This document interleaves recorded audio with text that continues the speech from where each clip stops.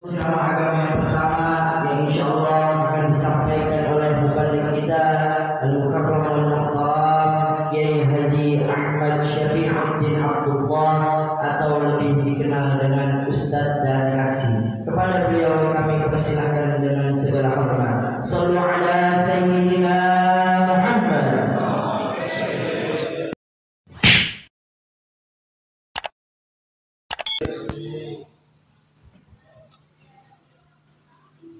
Assalamualaikum warahmatullahi wabarakatuh.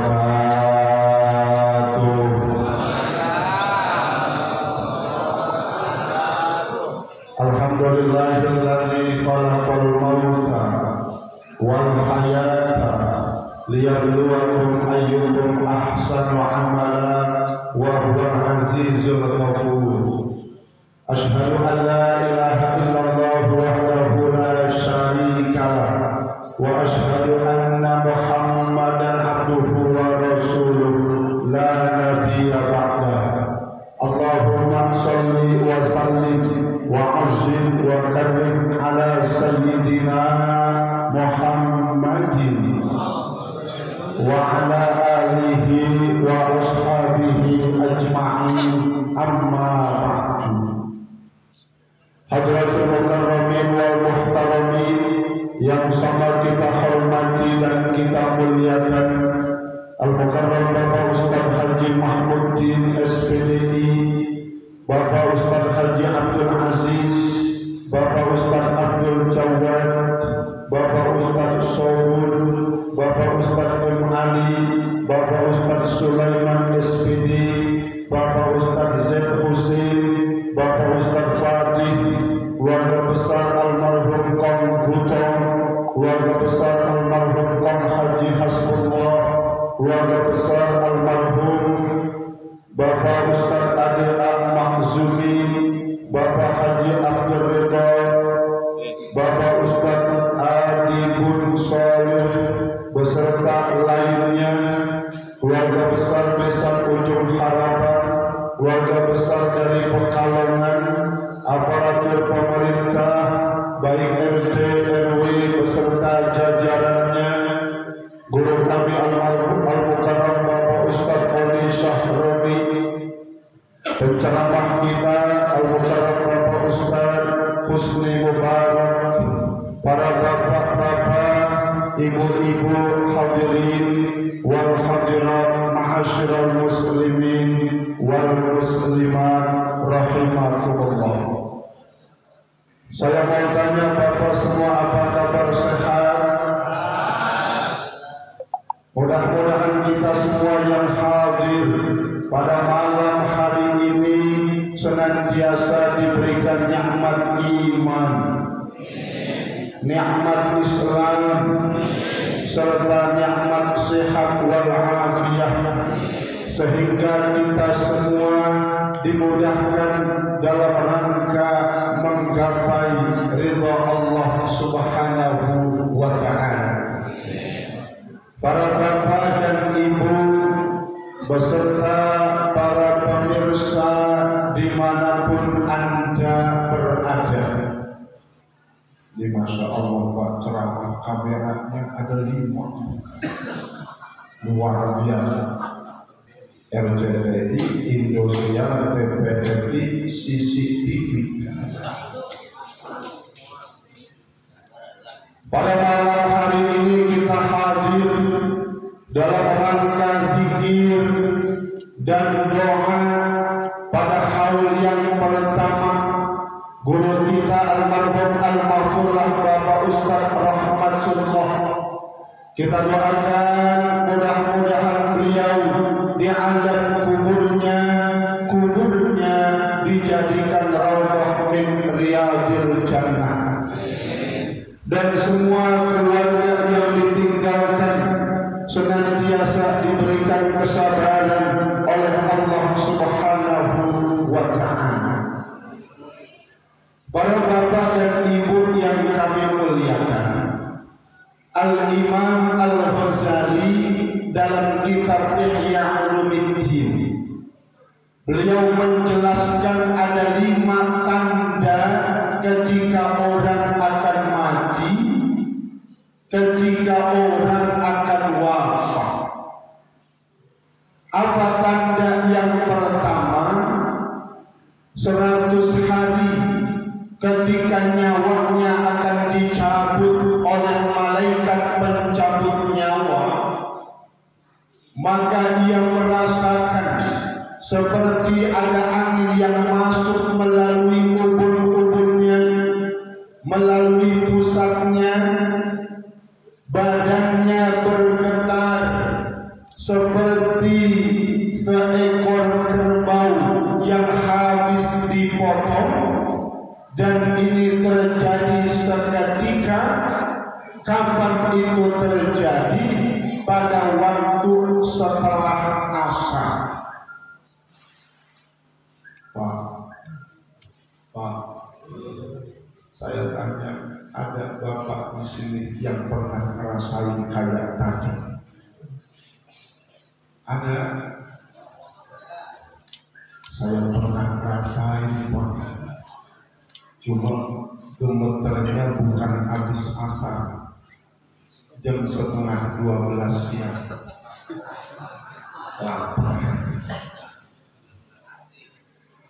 Yang kedua, 40 hari sebelum nyawanya dicabut, maka pada saat itu telah turun catatannya dari Lauhul Mahfuz. Maka kemana orang ini pergi, diikuti oleh malaikat pencabut nyawa. Mungkin di antara kita ada yang dari tadi lagi diintilin sama malaikat. Mungkin yang duduknya lebih nyender di tembok, langsung pindah. Yang ketiga, ketika dia diberikan ujian rasa sakit, ketika 7 hari sebelum wafatnya, ia seperti orang yang sembuh, makannya nafsu, minumnya doyan.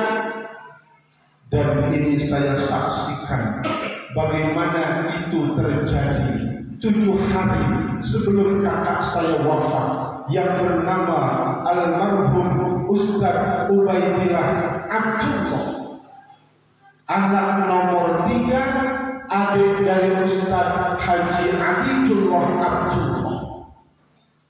Waktu beberapa lama beliau sakit, 7 hari sebelum wafat, makannya nafsu, minumnya doyan, bahkan nambah.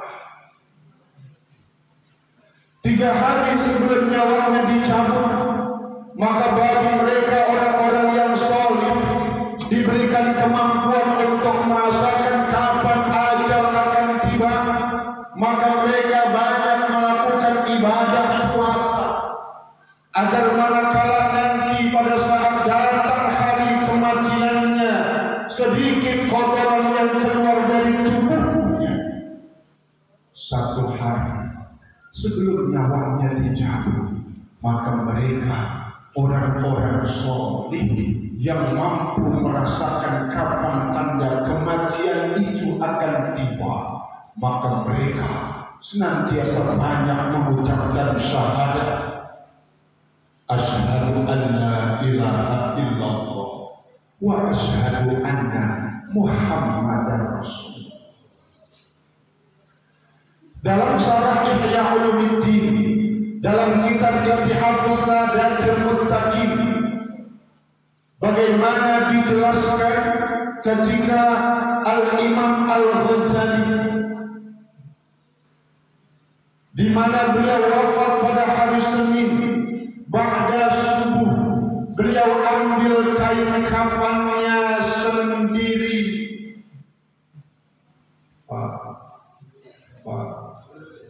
Beliau udah nyiapin kain kafannya sendiri. Saya tanya bapak maunya disiapin apa nyiapin sendiri? Agak ada yang berani jawab. Sama masalah. Itu mau Ustaz urusan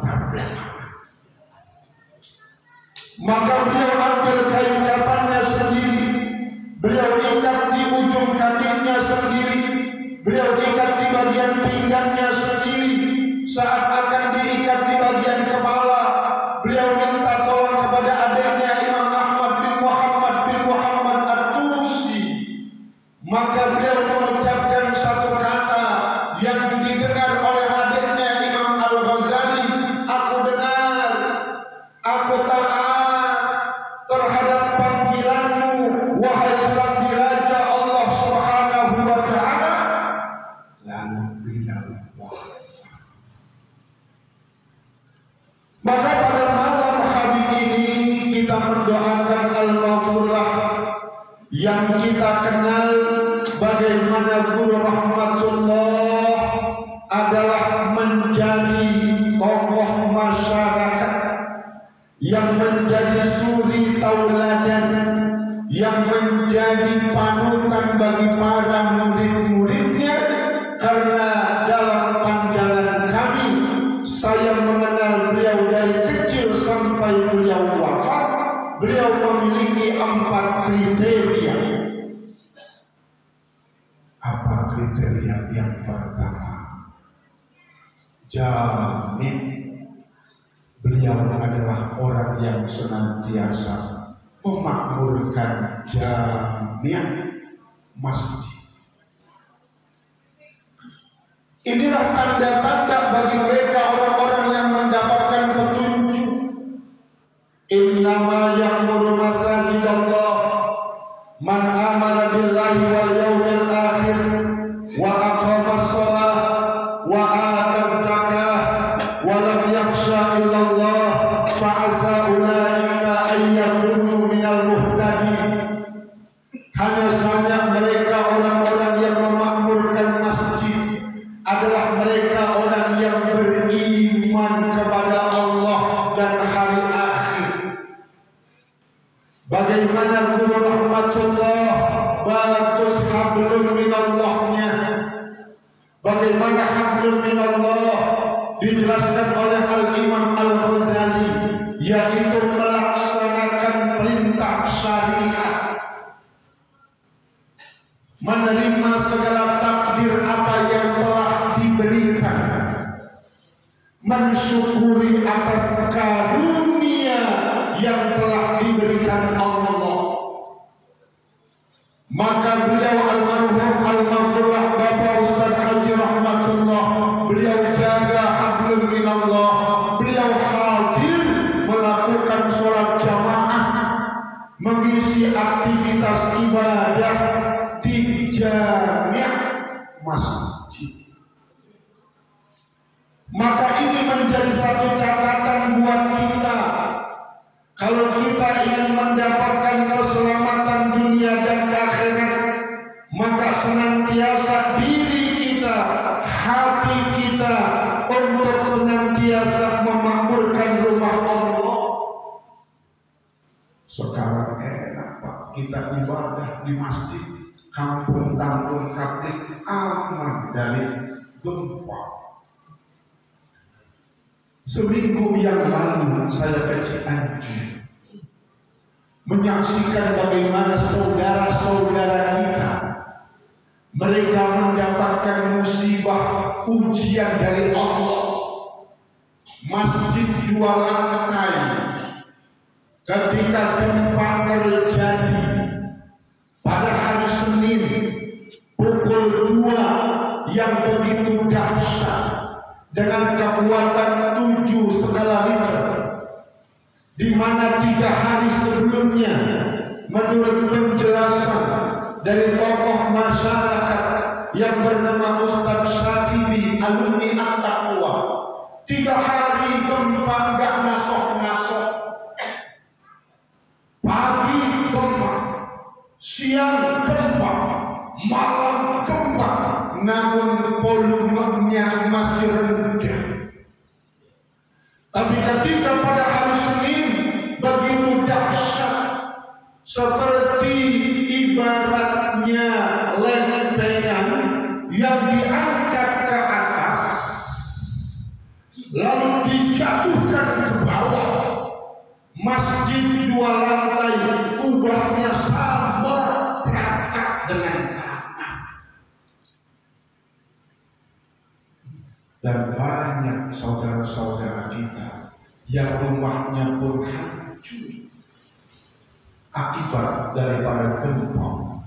Dan ketika saya berkunjung ke sana, saya pun merasakan gempa susulan. Lagi duduk, saya lompat. Saking saya kaget gempa datang.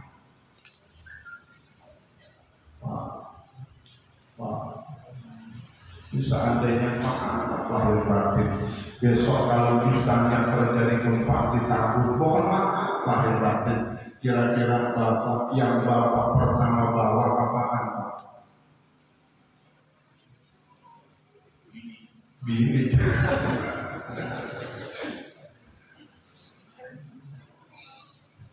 Bawa diri bro. Maka enak Allah masih memberikan kesempatan kepada kita untuk memakmurkan rumahnya. Maka kalau kita ingin mendapatkan keselamatan dunia akhirat, maka yang pertama jamin makmurkan masjid. Bagaimana menjadi sebuah pelajaran. Ketika pada suatu waktu saya berkunjung ke Sulawesi Tengah, di mana pada saat itu gempa dan tsunami yang berkekuatan 7 skala Richter. Penelitian dari orang-orang Jepang 9 skala Richter. Bagaimana air dia berkekuatan setinggi pohon kelapa 30 meter menghantam wilayah di pantai Kalise di Palu, Sulawesi Tengah. Rumah-rumah hancur berantakan. Namun anehnya, di sana ada satu masjid di pinggir pantai yang kalau secara logika itu pantai akan hancur luluh lantak sama seperti bangunan yang lain. Tapi Masya Allah, ini berdiri tegak. Maka pada saat saya berada di depan masjid tersebut, saya berpikir ada makna apa yang tersirat dari sana. Ada kisah, ada cerita dari penghuni yang suka azan di masjid tersebut, seorang pemuda. Ketika tsunami menerpa masjid tersebut, ketika ia sedang mengumandangkan azan, maka ia terhempas. Pakaiannya terhempas. Tapi apa yang dia lakukan? Dia senantiasa ingat kepada Allah, membaca segala zikir yang dia ingat. Maka anehnya dia seperti diberikan keselamatan, didorong ke pinggir pantai. Yang tadinya tak menggunakan baju karena terhempas, baju seolah-olah datang kepada dirinya, sehingga baju itu dia gunakan, dan subhanallah dia menjadi orang yang selamat.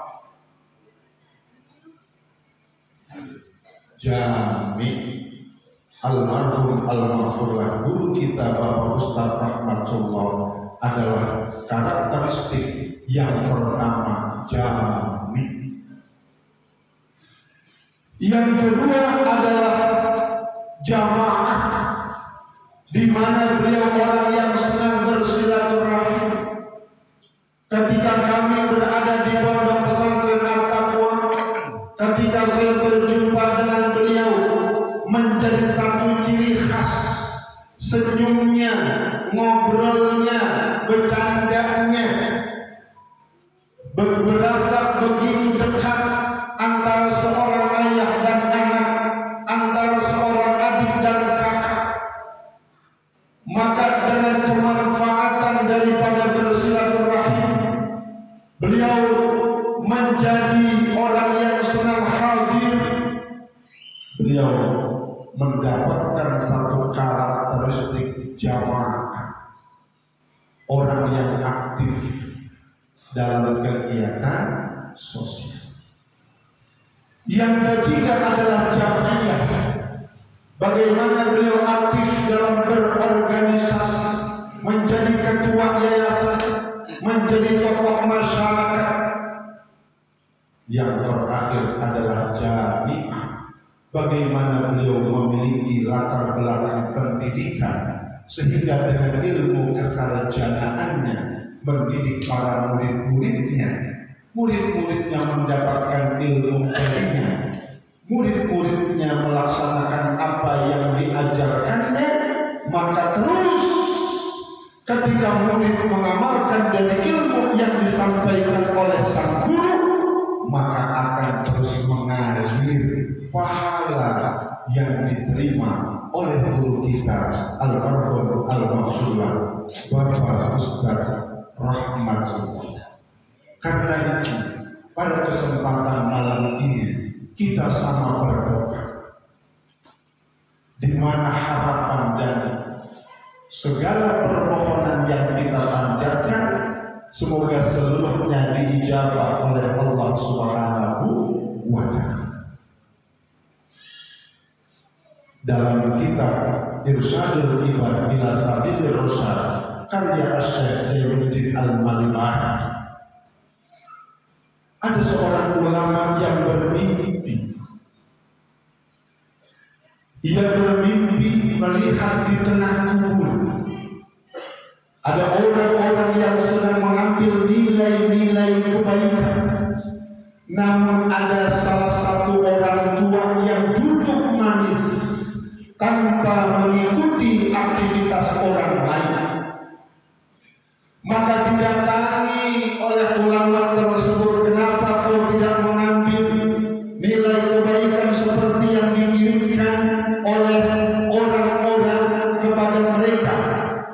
Maka apa jawaban orang tua ini? Cukuplah aku mendapatkan kiriman bacaan Al-Quran yang niat pahalanya ditujukan untukku yang dibacakan oleh anak. Dalam kitab Ar-Ruh karya Al-Imam Ibnul Qayyim Al-Jauzi dan kitab Ar-Ruh karya Al-Imam Jalaluddin As-Suyuti, ketika orang yang masih hidup yang membacakan Quran yang niat pahalanya ditujukan kepada mereka orang yang telah wafat, qad wasala, maka pasti bakalan nyampe.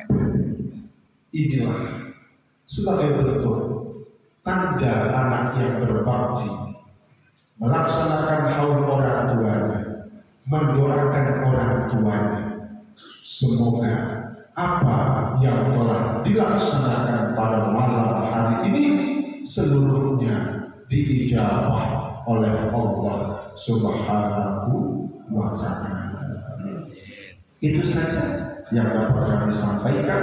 Mohon maaf bila terdapat kekurangan. Hadanallahu wa iyyakum ajma'in. Wassalamualaikum warahmatullahi wabarakatuh.